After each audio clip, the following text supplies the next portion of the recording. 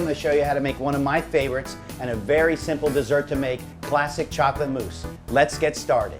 For this recipe, you'll need 16 ounces of heavy cream, 2 ounces of white rum, 2 ounces of dark rum, 2 ounces of milk, and the main ingredient, 10 ounces of bittersweet chocolate.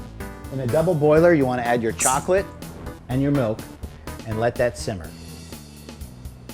After about 5 minutes, the chocolate is melted and we're ready to add our rum and mix it together. While the chocolate was melting, I whisked the heavy cream in a stand mixer for about 5 minutes, and now we're ready to combine both the chocolate and the heavy cream. I've put the mousse into a pastry bag. It makes it much easier for you to pipe it into a pretty glass or any container you might like to use. Chill for a few hours in the fridge or eat it just the way it is. Classic chocolate mousse. Buon appetito.